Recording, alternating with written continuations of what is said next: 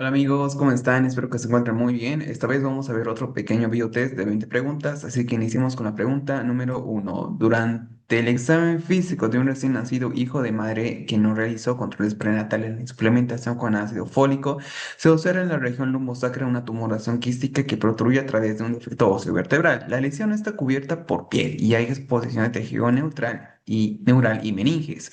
El paciente se presenta o presenta disminución de la movilidad en extremidades inferiores, cuál es el diagnóstico más probable considerando que es un DTN defecto del tubo neural más frecuente. Encefalocele, anencefalia, seno dérmico congénito, espina bífida oculta o mielomeningocele. Esa es una pregunta de Leunacón que pues es algo compleja. Por el hecho de que tenemos tres alternativas que son parecidas, entre ellas dos que sí pueden ser las más frecuentes, pero pues una es la correcta, donde si se dan cuenta acá nos habla de que tenemos una lesión, no está cubierta por piel. La espina bífida oculta, pues claramente está cubierta por piel y eso en sí es una variable anatómica más que considerarlo como un defecto del tubo neural. Entonces la podemos descartar. Seno dérmico congénito, que es algo sumamente raro, quizás no muchos sepan qué es esto. Igual la podemos descartar porque, pues, dérmico es transverso de piel, descartada. Ya nos queda tres, encefalocele, anencefalia o mielomeningocele, donde encefalocele es contra protrusión de la cavidad craneana. Esto es algo muy raro y la podemos descartar. Anencefalia ya sabemos que nace, pues, anencefalia. Lo correcto respecto a la encefalia, donde habrá una pérdida de una parte ósea, pues, o una parte encefálica, pues podemos pensar que a veces o muchas veces es incompatible con la vida, aunque por frecuencia, como la segunda opción, pues, puede estar bien respecto a estos de los defectos del tubo neural. Pero aún así, la primera es el mielomeningocele por frecuencia.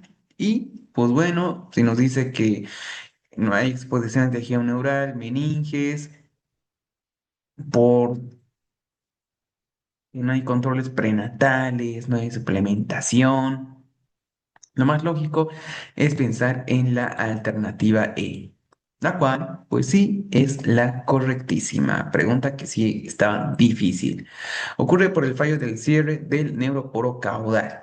En el mielo meningocele, el saco contiene líquido cefalorraquídeo, meninges, médula espinal y o raíces óseas. El hallazgo clásico, esto pues de los hallazgos clásicos, yo les sugeriría de alguna manera quizás solamente recordarlo, pero esto para una pregunta respecto a un caso clínico donde venga, sí, con una clínica mucho más específica, porque pues acá solamente teníamos esto de región lumbosacra, tumoración quística, la lesión está cubierta por piel. Esto es más como lo que vemos en una inspección.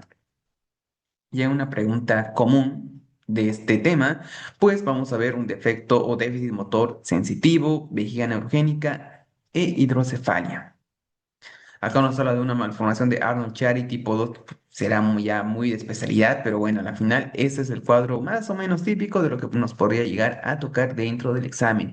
Y acá tenemos un ejemplo que nos da pues el editor donde nos pone un escenario, tres pasos, posición prono, nos apoya el bebé sobre la espalda, pues tenemos una mielomeningocele. La protección de la placa neural, obviamente. Y el paso 3 que es la evaluación de la cabeza, se mide el perímetro cefálico, se palpa las fontanelas, puede estar esa asociación de Arnold-Chiari. Y bueno, sí, el paso 3 es mucho más especialista, pero este claro ejemplo de acá es cómo nos podría venir, quizás en el peor de los casos, una pregunta muy difícil y bastante rebuscada sobre el mielomeningocele. Vamos a la pregunta número 2. Hombre, luego de un sueño profundo en relación a una intoxicación alcohólica, presenta debilidad y dificultad para tomar objetos con la mano derecha.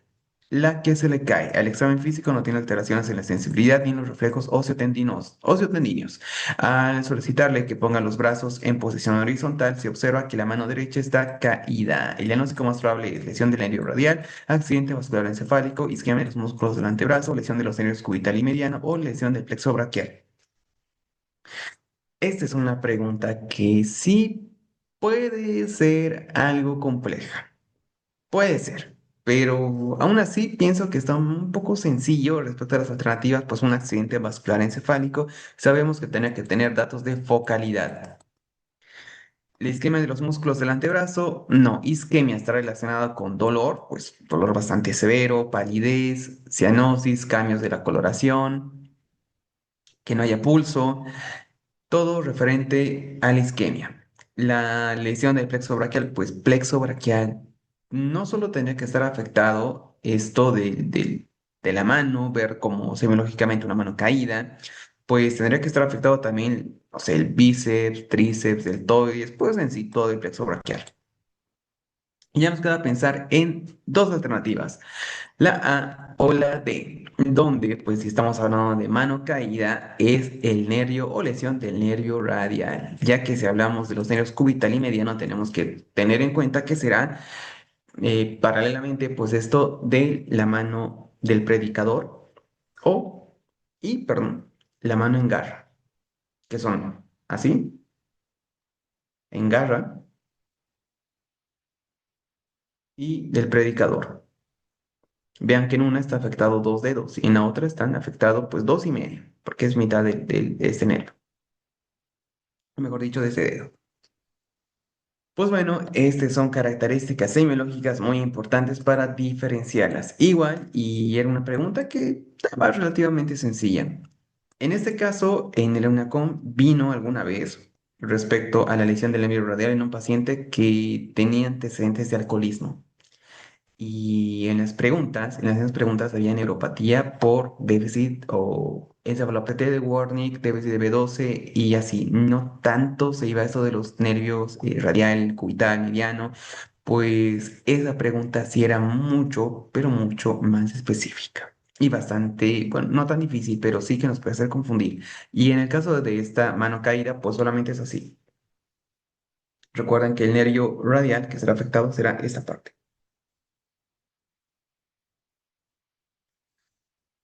Bueno, pregunta que sí estaba buena. El signo de la mano caída, caracterizado por la incapacidad para extender la muñeca y los dedos, es patognomónico de una lesión del nervio radial. También clásicamente parálisis del sábado por la noche, porque es clásico lo que les mencionaba de un paciente que tiene antecedentes de alcoholismo, que se queda dormido pues, sobre su brazo y al final que tiene esta lesión del nervio radial. La lesión suele ocurrir por el surco espiral del húmero, donde el nervio es más vulnerable a la presión externa. El déficit motor se manifiesta con mano caída flácida, mientras que el déficit sensitivo puede afectar el dorso del pulgar y el índice. La recuperación suele ser favorable con reposo, oficio y a veces una férula. Igual, y pues una pregunta muy, pero muy importante. Vamos a la pregunta número 3. Una mujer de 34 años consulta por un cuadro de 3 semanas de evolución caracterizado por inquietud constante, tensión muscular, dificultad para dormir y preocupación excesiva, iniciado pocos días después de su divorcio. Refiere que estos síntomas afectan su desempeño laboral, pero no cumple criterios para un trastorno de ansiedad generalizada ni depresión mayor. El examen físico y los exámenes de laboratorio son normales. ¿Cuál es la conducta más adecuada para el manejo de sus síntomas? Indicar antidepresivos decílicos a dosis máximas, iniciar tratamiento antipsicóticos atípicos permanentemente, benzos por un periodo breve de tiempo, inhibidores de colinesterasa para mejorar el foco atencional o estabilizadores del ánimo. Respecto a la alternativa de Bioresex del donepezilo para Alzheimer, pues esta es incorrecta. Igual y bueno, es algo raro que nos salga esta alternativa ya que es bastante específica. Dentro de las otras, acá no hay un trastorno de ansiedad generalizada como tal, pero sí tenemos los síntomas de ansiedad. Iniciado pues por un factor desencadenante que es el divorcio. Y esto es muy importante. ¿Por qué? No sabía diferenciarlo, acá lo dice explícitamente, pero igual, hay muchas veces donde las preguntas de la UNACOM simplemente nos da el cuadro hasta acá. Solo esto y la pregunta. Si se dan cuenta, bueno, y también esto de los exámenes físicos, pero si se dan cuenta, ya no nos da esa pauta, algo que es un poco fácil, algo importante, que nos habla de que no es un trastorno de ansiedad generalizada ni depresión mayor, por el hecho de que a veces nos pregunta solamente el diagnóstico, y cuando pasa eso ya se vuelve un poco más complejo. Aún así, recuerden que siempre debemos ver el tiempo, que tiene 3 semanas. No cumple algún criterio para pensar en depresión mayor. La ansiedad es desencadenada por preocupación excesiva. trabajo, relaciones afectivas, dinero. En este caso solamente fue después de su divorcio que desencadena todo esto, pero ojo, vean, preocupación excesiva, ya nos habla de ansiedad, pero no llega a ser un trastorno de ansiedad generalizada. Les hago énfasis en esos términos porque son muy importantes para el UNACOM. Esto sí es clave. Esta pregunta, por más fácil que parezca, estoy seguro que ustedes, autores que están viendo este video, pues ya saben la alternativa correcta. Igual, y pues sí, sí vale la pena mencionar todo esto. Estabilizadores del ánimo, proato, pues esto se usa en trastorno de trastorno afectivo bipolar. La descartamos. Benzodiazepinas, que bueno, esta sí es la correcta. Benzos de manera breve, por un periodo pues muy corto, por el hecho de que la paciente se puede volver dependiente de esto. Antipsicóticos, no, tal vez como de última línea podría ser. Y de los tricíclicos a dosis máximas, pues no, por el riesgo de arritmias y en pacientes adultos mayores, pues ahí sí que no se da totalmente contraindicado. En este caso, benzos, pues será lo correctísimo. En este caso, nos habla de que a diferencia de un trastorno hacia generalizado, donde el cerebro tiene una falla crónica en la regulación de la angustia, que el paciente sufre por un evento claro, el cual es el divorcio clave de 2 a 4 semanas. Pues eso es muy importante también para diferenciarlo de algún trastorno o de una depresión mayor. La tolerancia en esos casos, pues se debe usar muy pocas semanas. Recuerden, acá, pues hablando del tiempo, tiene 3 semanas apenas. Hablando de esto del tratamiento, pues se da de 2 a 4 semanas. Y ojo, mientras menos el tiempo, pues mucho mejor para el paciente. Vamos a la pregunta número 4. Un médico extranjero que posee un título debidamente apostillado, pero aún no ha rendido el una coma ni ha realizado el proceso de reconocimiento de sus títulos, contratado de forma excepcional a una clínica privada. Durante su práctica emite una licencia médica a un paciente por un cuadro de lumbago agudo. ¿Cuál es la validez legal de ese dicho documento ante la entidad pagadora? ISAPRE Compin. Es válida si el médico se encuentra colegiado, no es válida, pues la profesión no cuenta con habilitación legal ni inscripción en el Registro Nacional de Prestadores. Es válida de forma previsoria por un máximo de 5 días de la espera de firma de un médico habilitado localmente. Es válida exclusivamente para justificar la inasistencia laboral, pero no para el cobro de subsidio de incapacidad laboral, o es plenamente válida ya que el título profesional extranjero le otorga facultades clínicas inmediatas. Esta pregunta está muy sencilla, pero pues recuerden, esto igual para una com. En estos casos, ya va, pienso más para la práctica clínica, hay muchas leyes acá en Chile, muchas leyes que pues sí están un poco más duras, más rigurosas y cada vez seguramente van en aumento. Entonces, pues no se arriesguen, doctores, no se arriesguen por el hecho de que las sanciones son altísimas. Y en este caso, pues en esta pregunta, todos estamos de acuerdo que sin tener el EUNACOM completo, pues uno no puede ejercer como médico en sí. O al menos, pues no darle validez legal a las licencias médicas, que es otro tema, pues muy, pero muy sensible en el ámbito médico en Chile. Entonces, pues no es válido, tampoco justifica, no es válida ni de forma provisoria y tampoco es válida aunque esté colegiado en el Colegio Médico de Chile. Inclusive, pues recuerden ustedes que cuando ya acaben todo, no es algo obligatorio estar suscrito o estar colegiado en el Colegio Médico de Chile. Eso es algo, si ustedes quieren, sí, si no, también, no hay ningún lío. Pero, pues bueno, ya en esta pregunta, lo correcto es que no es válido. Sí o sí, debemos estar escritos dentro del CIS. Esto sí es importante. Una licencia de médico extranjero no colegiado requiere una validación que tenga efectos legales, ya sea reconocida por el sistema de salud pública y privada. Más que no colegiado sería que no sea prestador del SIS, que no, simplemente que no tenga la homologación completa, la convalidación completa.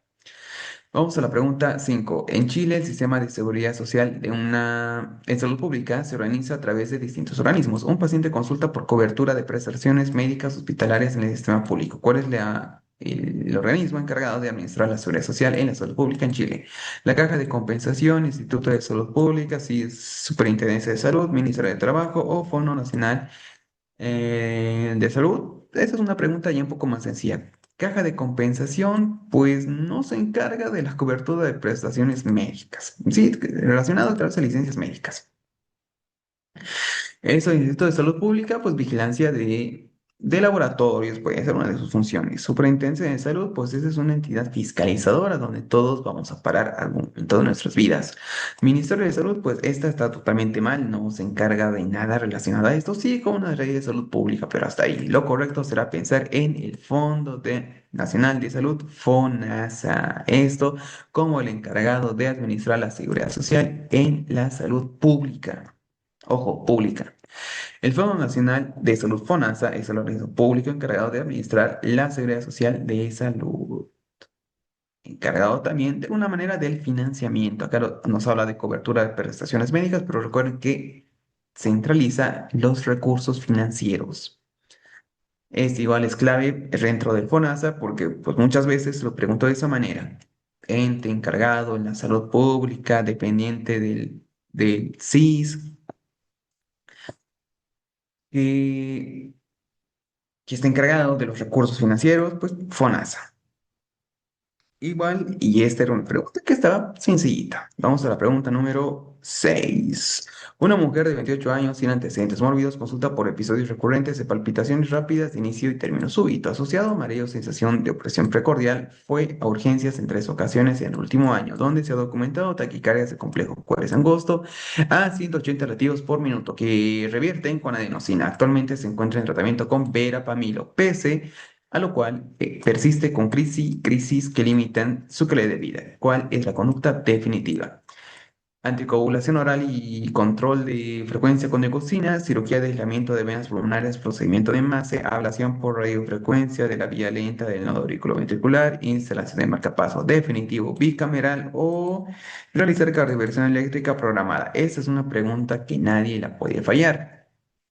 Se trata, pues, claramente de una taquicardia paroxística supraventricular, pero pues bueno, una taquicardia paroxística supraventricular que a la final es refractaria, recurrente. ¿Y qué hacemos en estos casos? No podemos decirle a la paciente que continúe viniendo a urgencias cada que le da esto, obviamente no, eso está mal. Si pensamos en que la alternativa A está enfocada en la fibrilación auricular. La alternativa de procedimiento de más se recuerdan como fase por la FA de fibrilación auricular. Ablación por radiofrecuencia, que pues como conducta definitiva sí puede ser la correcta, ya que instalación de marcapasos, esto se ve en las bradiarritmias. Ojo, que puede ser desde un MOVIX 2 para adelante. Igual y pues ya queda MOVIX 2. Luego sigue el de tercer grado, o sea que no son tantas tampoco.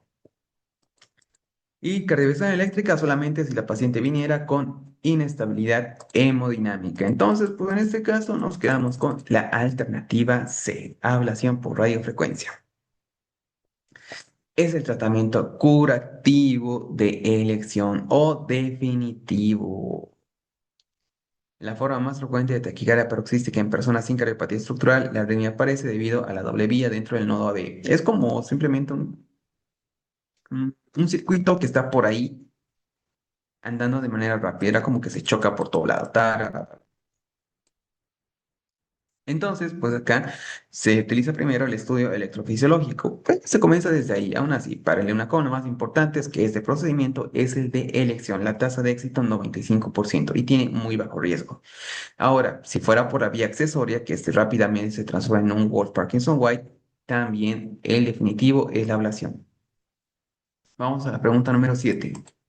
¿Cuál es la prueba de cribado inicial para síndrome de Cushing, metanefrinas, TSH, relación aldosterona-arginina, test de supresión con DEXA o calciosérico? Esta es una pregunta que está muy sencilla. Pues metanefrina será para el feocromocitoma, TSH un perfil tiroideo, relación aldosterona-renina, dos doctores. ¿Qué puede ser o qué examen ustedes sospecharían para ver la relación aldosterona-renina? Lo leo en los comentarios. ¿Qué podrá hacer?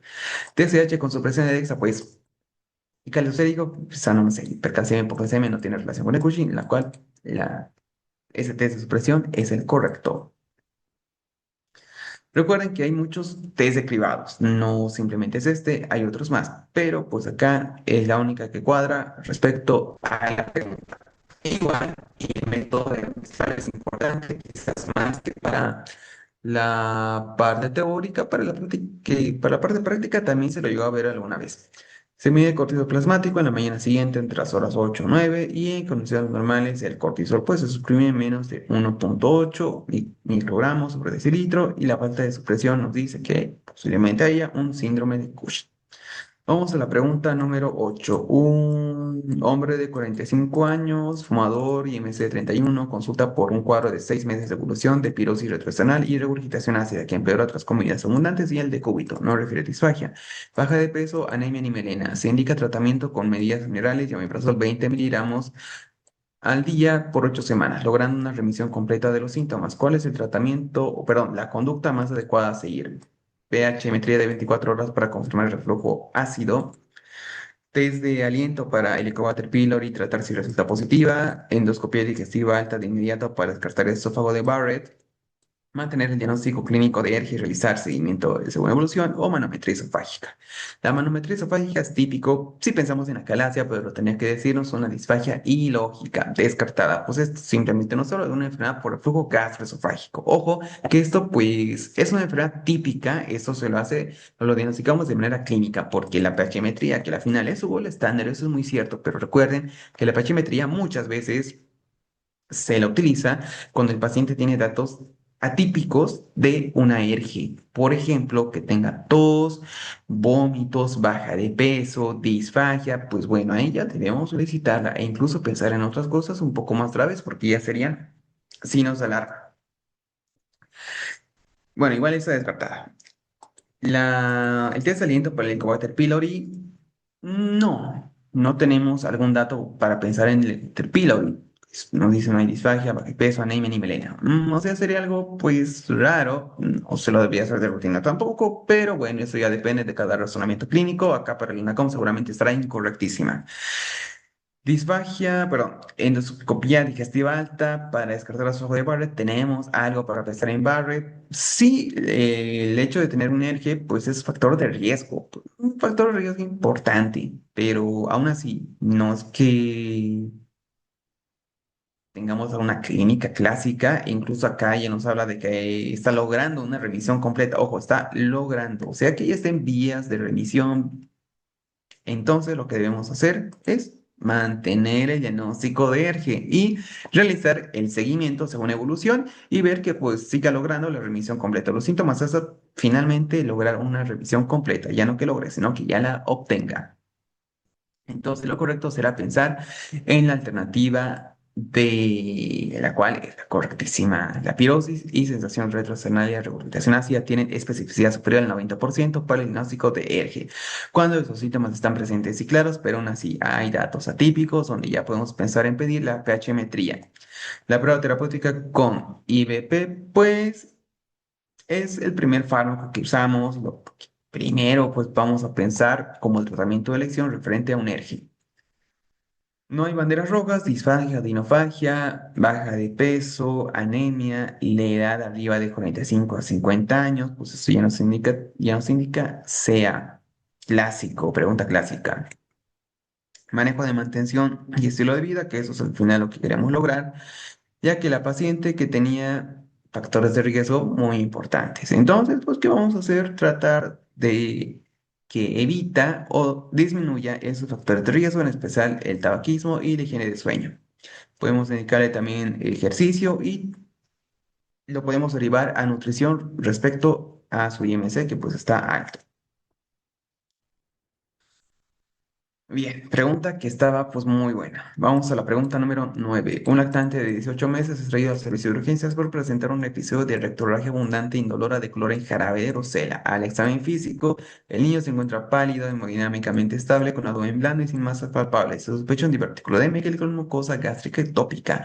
¿Cuál es el principal beneficio de alcanzar un diagnóstico y tratamiento oportuno en esta patología? Garantizar la permeabilidad de la vía biliar extrahepática, reducir la incidencia de adenocarcinoma gástrico en la vida adulta, prevenir complicaciones graves como hemorragia masiva, obstrucción intestinal y perforación, evitar el desarrollo de una invaginación intestinal idiopática o asegurar la preservación de la función reproductiva futura, donde pues empezamos en un divertículo de Meckel con mucosa gástrica ectópica, la cual esto podrá explicar pues de manera secundaria, sí, una invaginación intestinal, por eso ya tenemos estas heces o esa rectorragia en jarabe de grosela, que es como una mermelada más o menos, para que se den una idea. Igual nos falta la masita y todo esto.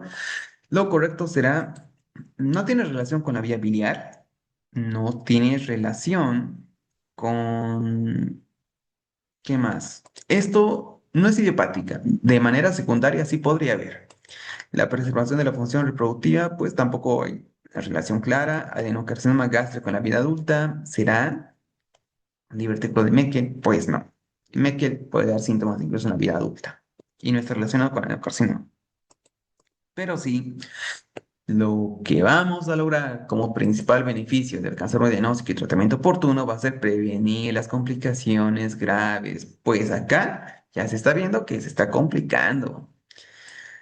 El diagnóstico precoz del divertículo de Meckel es fundamental para prevenir complicaciones graves, como hemorragias masivas, obstrucciones, peritonitis. El manejo será quirúrgico.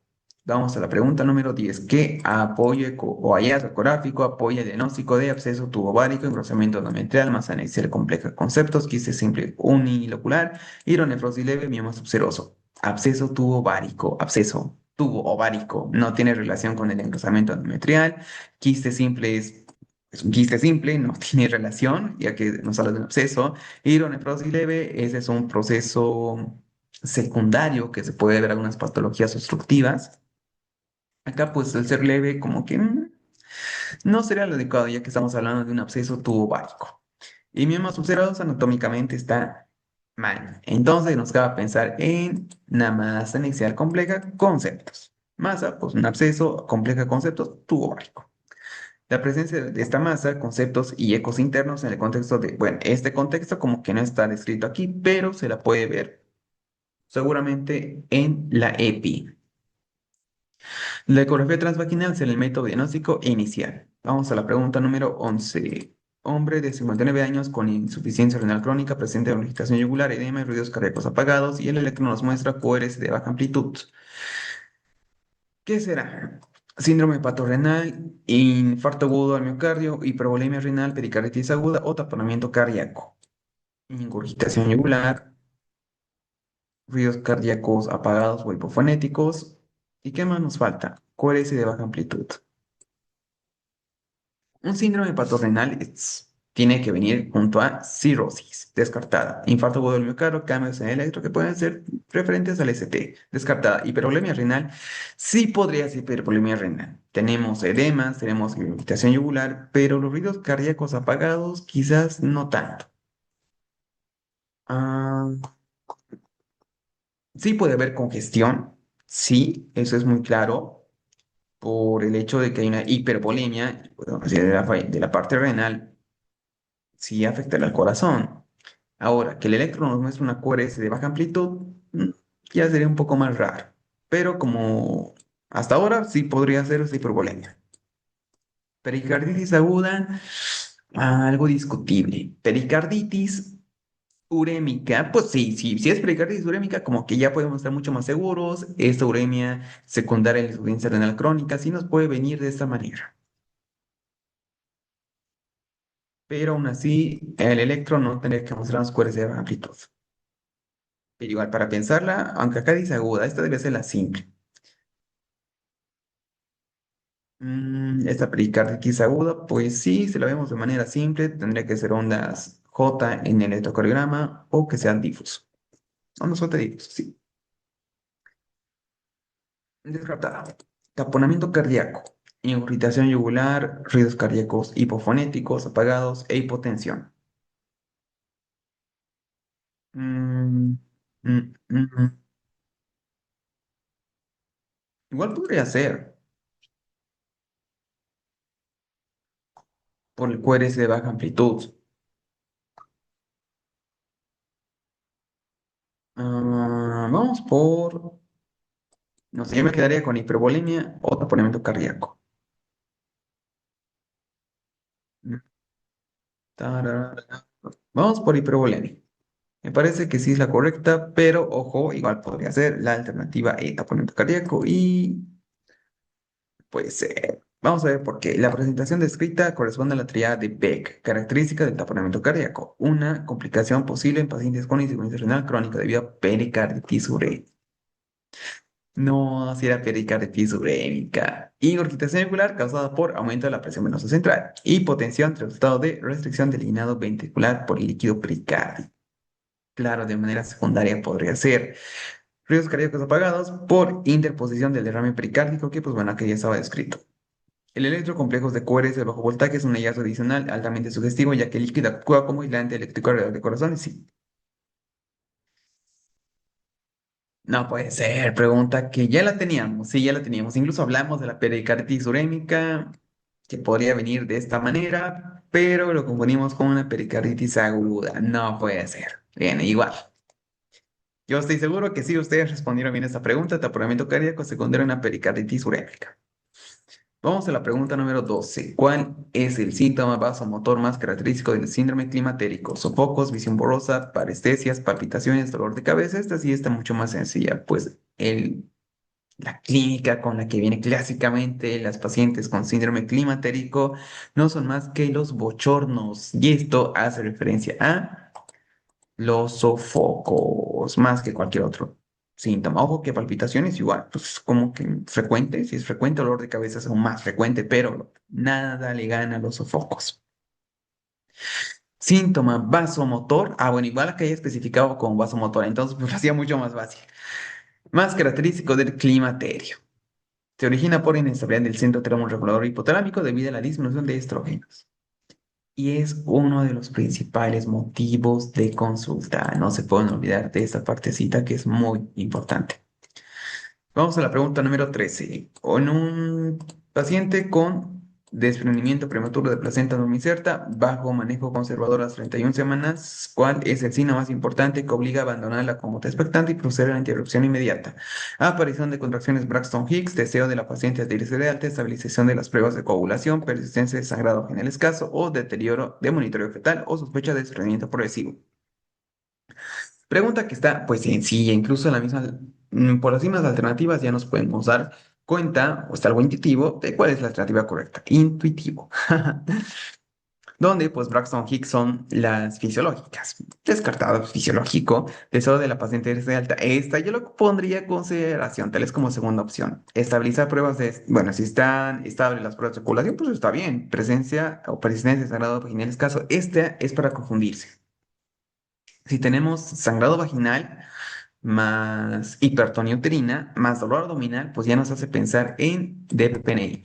Pero ojo, acá nos dice escaso, si no tenemos otros datos, esta clínica que les mencionaba, datos sobre un perfil biofísico alterado, datos que el producto tenga SFA, datos de que haya algún malestar, un daño específico, ya sea a la madre o al producto, pues entonces está mal. Pero recuerden, esta sí nos puede hacer confundir fácilmente. Incluso si se lo dijera presencia de sangrado vaginal, sin el escaso. Ahí sí sería algo mucho, pero mucho, muy difícil. En este caso, al tener un deterioro del monitoreo fetal o sospecha de estreñimiento progresivo, es lo más adecuado. El signo de alarma crítico, dentro de la alternativa correcta, pues el crecimiento de la placenta reduce la superficie de intercambio de oxígeno y nutrientes. El monitoreo fetal no estresante o el perfil biofísico, que son indicadores más sensibles, son los más adecuados para ver justamente ese deterioro del monitoreo o simplemente pensar en un estreñimiento progresivo. Ojo, esto es muy importante porque el riesgo de muerte fetal in útero y de coagulopatía materna aumenta bastante por el estreñimiento progresivo. Por eso es que es importante que incluso aunque la paciente decida irse de alta, no sé, hacer algo, una ficha médica, pues tratar de explicarle de mejor manera que su cuadro es mortal, tanto para ella como para su producto o su hijo o hija. Vamos a la pregunta 14. Sospecha de meningitis polisteria de adulto mayor. ¿Qué fármaco debe añadirse en tratamiento empírico? Cipro, Bancocep, Meropenem o AMPI. Esa es una pregunta sumamente sencilla que tampoco nadie se puede olvidar. Recuerden que esta listeria puede aparecer también. Muchas veces, como factores de riesgo, pacientes inmunosuprimidos, adultos mayores, pero más de 50 años o menores de 3 meses. Estas son edades como que típicas donde aparezca esta listeria. Este es un gran positivo, un anaerobio facultativo, pues que está ahí de metiche. Y bueno, ¿cuál será el tratamiento en sí? Este tiene una resistencia innata a las cefalosporinas, a todas, incluso a la cetria. Entonces, esta ya está descartada.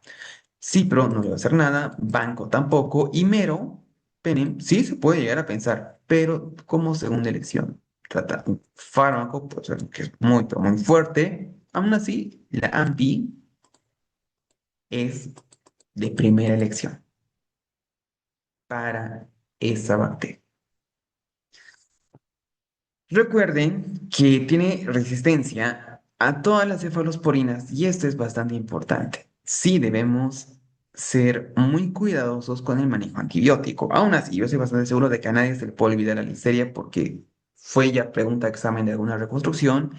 Es algo que siempre, pero siempre lo tenemos en muchos temas. Meningitis al menos, listeria creo que está ahí como que en mayúsculas y es porque no se pueden olvidar. Y esa pregunta que si es examen la responde, nos ahorramos mucho, mucho tiempo y el tiempo en una com es bastante importante. Entonces, pues bueno, las cetras que no van a servir en algunos casos se reagenta, la duración del tratamiento suele ser menos de 3 semanas y la listeria afecta con mayor frecuencia a ancianos embarazadas, pacientes menos suprimidos y menores de 3 meses. Vamos a la pregunta número 15. Un paciente de 45 años con diagnóstico de TB pulmonar bacteriológicamente confirmada se encuentra en el cuarto mes de tratamiento, fase de continuación con isoniazida y rifampicina. Tras una mejoría inicial, el paciente presenta reaparición productiva. Se solicita una vaciloscopía de control del fin del cuarto mes, la cual resulta positiva. ¿Cuál es la definición técnica de este cuadro según el programa de control de tuberculosis y cuál es la conducta más adecuada? Abandono recuperado, realizar una fase de inducción extendida, realizar resistencia primaria, mantener un esquema actual y repetir la vaciloscopía en 30 días, recaída, iniciamos tratamiento de primera línea con esquema primario, multidrogo-resistencia, iniciar inmediatamente un esquema con fármacos de segunda línea o será fracaso terapéutico donde solicitamos la prueba de susceptibilidad a drogas y derivar al comité de expertos o derivar a especialista en sí. Esa pregunta también es muy importante y no se pueden olvidar, doctores. Esas preguntas de TV por lo general, muchas, pero muchas veces son fáciles. Solo que a veces nos complicamos nosotros mismos, ya que incluso las preguntitas pueden variar. Respecto, bueno, la más difícil con la que nos pueden colocar es con una neumonía. Y esto, aún para hacerlo mucho más difícil, en adolescentes. Ese puede ser el cuadro más difícil, una neumonía típica que parezca una TB. Si no tenemos radiografía, lo hace mucho más difícil. Pero, pues bueno, igual hay claves. Por ejemplo, y hablando de este caso, nos dice que abandono, no, abandono es que el paciente lo deje un mes, más de un mes, o un mes, y que luego venga como si nada y nos diga que quiere continuar. Pues esto ya es un abandono. Resistencia primaria, mantener la exposición, el esquema actual. La resistencia es que el cuerpo, pues porque sí, tiene resistencia a los fármacos y no vamos a mantener el esquema actual. Recaída es que el paciente tomó bien, cumplió y que bueno, posteriormente, después de un tiempo, como que nuevamente tiene la TB. O posteriormente, después de haberse curado, tiene la TB nuevamente. Multidrogo-resistencia, pienso que esa es segunda opción. La multidrogo-resistencia puede estar relacionada respecto al fracaso terapéutico. Porque es raro que alguien que pues estaba yendo bien, aparentemente, al cuarto mes resulte positivo, pues esto es indicativo como definición de fracaso. Y si estuviera el segundo mes positivo, pues no importa, debemos continuar. No hay definición que nos diga segundo mes igual es fracaso, eso no existe. Igual se continúa hasta el cuarto mes, donde sí, y acá nos dice si es fracaso o no. Entonces, vamos a marcar la alternativa E. La definición de fracaso. Un esquema de tratamiento estándar, esquema primero de 6 meses. Se espera que la mayoría de los pacientes negativice su vaciloscopía al finalizar la fase de inducción. El hito del cuarto mes, el llegar final del cuarto mes de tratamiento supervisado, los bacilos siguen presentes en el esputo, la probabilidad de que el esquema actual logre la curación es nula.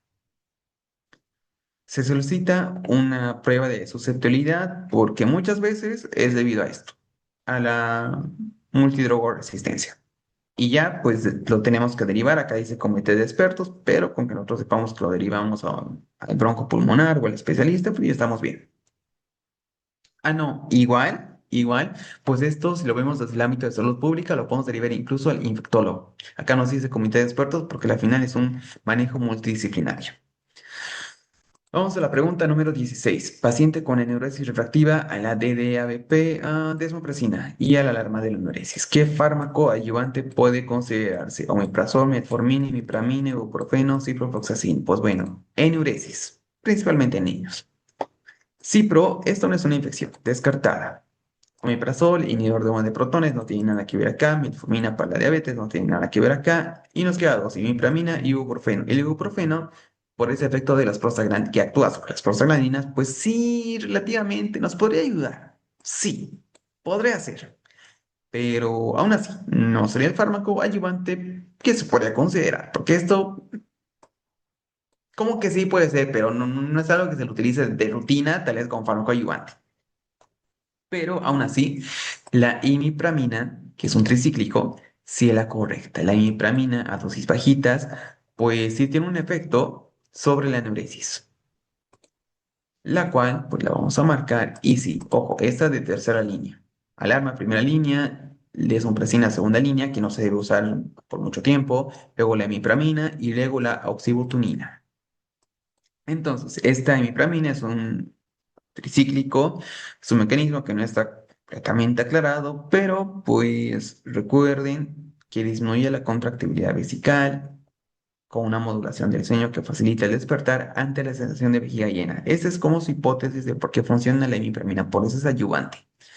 Su uso, pues claramente va a requerir mucha, pero mucha precaución por el riesgo de lo que ya dijimos más antes, arritmias, que es el riesgo, pues, más claro, más específico de estos tricíclicos. Vamos a la pregunta 17. Hombre de 28 años consulta por un cuadro de 2 semanas de evolución de astenia progresiva, ictericia de escleras y orinas oscuras. El examen físico destaca palidez cutánea, mucosa, ictericia y esplenomegalia, palpable de 3 centímetros bajo el borde costal. El hemograma nos muestra una anemia normocítica normocrónica con recuento de reticulocitos del 6% y LDH significativamente elevada. ¿Cuál es el principal beneficio de alcanzar un diagnóstico etiológico temprano en este paciente? Evitar la necesidad de controles médicos ambulatorios posteriores, asegurar el aumento de ganancia de peso y masa muscular, prevenir alteraciones de crecimiento longitudinal y talla, garantizar que el paciente no requiera transfusiones de glóbulos rojos en el futuro, permitir la instauración de un tratamiento oportuno y reducir el riesgo de daño orgánico, pues es una pregunta que está sencilla. Esto claramente nos habla de una anemia hemolítica. Ahora, saber la causa exacta, pues es algo difícil. Orinas oscuras, ictericia, tararara, esplenomegalia, ya puede ser un poco más grave de lo que estamos pensando, LDH elevada, no sé, síndrome hemolítico urémico, pero ya a los 28 años podrá ser un poco más raro. Pueden ser muchas causas, la verdad. De todas maneras, si nos pide el principal beneficio de alcanzar un diagnóstico etiológico temprano, no es evitar la necesidad de controles médicos, porque un seguimiento médico obviamente se lo va a hacer con este cuadro clínico, no lo vamos a dejar así de manera ambulatoria. Asegurar el aumento de ganancia de peso y masa muscular, esas dos como que están relacionadas, pero aún así no son las correctas. Garantizar que el paciente no requiera, pues depende, si es muy severo, sí se puede requerir transfusiones, no es algo que va a garantizar esto, que es el principal beneficio, pero sí es la instalación de tratamiento oportuno. Mientras más antes sepamos el diagnóstico etiológico, pues más antes vamos a realizar el tratamiento oportuno. Acá nos habla de prevención del daño renal por nefrotoxicidad, hemoglobinuria, que es la final lo que tiene este paciente por una necrosis tubular aguda, puede ser una falla multiorgánica con microangiopatía, por un SHU, por una PTT, pero en PTT el paciente tendría que ser hemodinámicamente inestable. Acá, pues, bueno, tampoco lo dice, pero sí es un cuadro grave. Hemólisis extravascular, pueden haber muchas causas, litiasis biliar, son muchas causas a la final, pero entre todas, sí o sí, debemos reconocer el diagnóstico o saber el diagnóstico etiológico para así tratar de manera oportuna. Vamos a la pregunta número 18. Hombre de 24 años consulta por un cuadro de 6 meses de evolución de pesadez escrotal izquierda que aumenta tras el ejercicio físico prolongado. Al examen físico, bipedestación y con maniobras de Valsalva se palpa un bolso de gusanos, varicocele en el hemiscroto izquierdo, el cual desaparece del decúbito. El paciente desea evaluar su potencial fértil. Se solicita un espermiograma que muestra una disminución en la concentración y motilidad espermática. ¿Cuál es el fundamento del manejo individualizado? Mantener una conducta expectante de por vida, ya que el varicocele no progresa hacia una atrofia testicular, optimizar la función testicular y el pronóstico de fertilidad mediante reparación quirúrgica, prevenir la presión de insuficiencia venosa a largo plazo, realizar embolización percutánea para prevenir futuras complicaciones de origen cardiovascular, indicar cirugía inmediata, solo preliminar, dolor independiente de parámetros seminales. Pues bueno, a ver, para un varicocele que nos pide el deseo de fertilidad, tiene 24 años, sí, nos pedirá esto. Mm, el fundamento del manejo individualizado, pues mantener una conducta expectante. No vamos a mantener una conducta expectante si tenemos síntomas. Esa está descartada. Optimizar la función testicular y pronóstico de fertilidad mediante... podría ser. Prevenir la aparición no está relacionado con insuficiencias venosas, realizar embolización percutánea para prevenir tumores, futuras complicaciones de origen cardiovascular. ¿Será que de alteraciones cardiovasculares? Solo para eliminar el dolor, pues no vamos a colocar una cirugía para eliminar el dolor, está mal. Solo nos queda pensar en la alternativa B, la cual como que sí es más lógica, pienso yo, porque pues hay que considerar muchos factores, aún así si el paciente tiene deseo de fertilidad, igual hay que respetar sus deseos. Aún así, se consideran factores como la edad, la presencia o ausencia de síntomas, que es algo muy importante, el grado de varicocele, los resultados, pues habrá que tener una observación vigilada, la embolización de los claros, cirugía correctiva, buscando maximizar beneficios y minimizar riesgos. Mm, ya está bien, pero aún así, lo primero es optimizar la función testicular, antes que todo. Vamos a la pregunta 19. Hombre de 51 años con historia de ronquidos frecuentes de larga data, que desde hace 5 años se asocia a somnolencia diurna excesiva y deterioro cognitivo. Al examen físico, la cardíaca 75, presión 140-100, su IMC 35, se realiza polisonografía que evidencia este índice de apneas de 50 por hora, con predominio de los eventos obstructivos. ¿Cuál es la conducta adecuada? CPAP nocturno, urovalvuloplastía, oxigenación, oxígeno nocturno, dispositivo orofaringeo o cirugía bariátrica. Esta es una pregunta donde sí fácilmente nos podemos confundir. ¿Por qué? Porque si vemos un cuadro grave, que pues ya más de 30 eventos por hora y es algo grave, que tiene 50, pues muy grave, la verdad, muy grave. Podemos pensar directamente en la quirúrgico, la vulvoplastía, pero no, tiene un IMC de 35. Es incorrecto por el IMC, por los factores de riesgo. Más que ser beneficioso, podría traer complicaciones. Entonces, descartada. Oxígeno nocturno no nos va a servir frente a este nivel de severidad, incluso oxígeno nocturno como que sería bueno. Dispositivo orofaringeo, ¿para qué?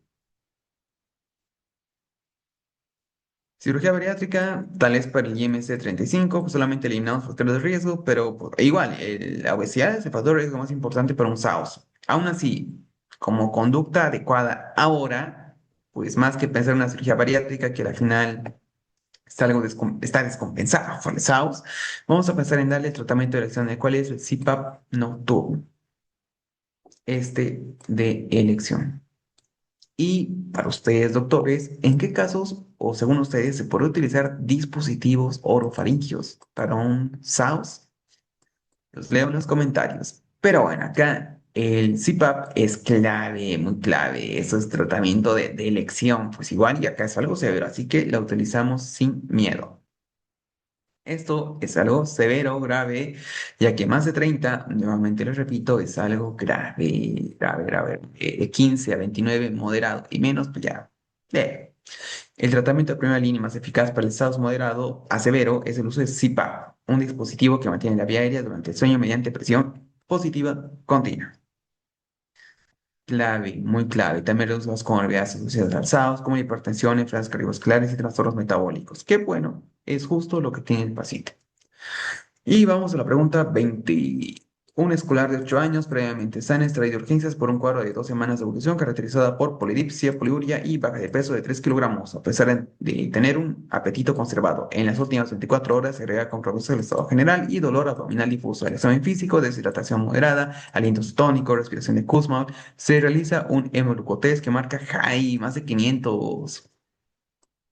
¿Y cuál es el mecanismo fisiopatológico y la conducta diagnóstica? Será un déficit relativo de insulina por agotamiento pancreático. Solicitamos curva de tolerancia a la glucosa oral. Destrucción autoinmune de las células del páncreas con déficit absoluto de insulina. Solicitamos gases venosos, electrolitos, cetoanemia, cetonuria. Resistencia periférica a la insulina asociada a la obesidad. Solicitamos hemoglobina delicada, defecto genético del sensor de glucosa MODY. Solicitamos estudio genético o hiperglucemia reactiva a proceso infeccioso. Hidratamos y solicitamos puro cultivo. Pues un proceso infeccioso sí, de cierta manera nos puede desencadenar quizás este cuadro. Podrá ser, puede ser, pero aún así, no es lo más adecuado responder a un proceso infeccioso.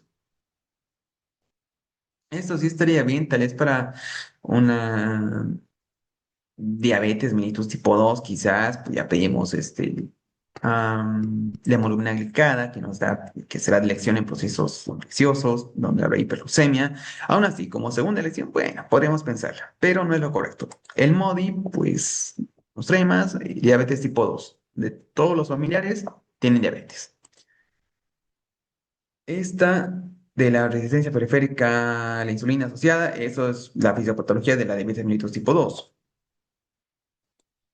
Y entre la alternativa A, A está contraindicada. Si tiene un high, que ya nos dice más de 500 de glicemia, pues dale más glucosa, está mal, contraindicado. Lo cual simplemente nos queda pensar en la alternativa B, como fisiopatología es clave, pues es una diabetes mellitus tipo 1 que se está complicando con cetoacidosis. El déficit absoluto de insulina. La diabetes mellitus tipo 1 es una enfermedad autoinmune donde los linfocitos T citotóxicos destruyen selectivamente las células beta de los islotes de Langerhans. Génesis de la cetoacidosis diabética, que es lo que está presentando esta paciente. La cetogénesis, el ácido metabólico, bueno, todos conocemos esto, no hay ningún problema. La respiración de Kussmaul, que es lo más clásico, pero de lo clásico, referente a una cetoacidosis diabética tipo 1, pero una cetoacidosis diabética por diabetes mellitus tipo 1 y la conducta diagnóstica inmediata.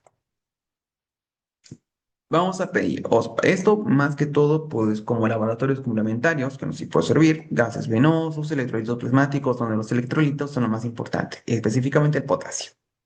Y luego la cetonuria o las cetonas para confirmar esta hiperglucemia, que sea cetóxica.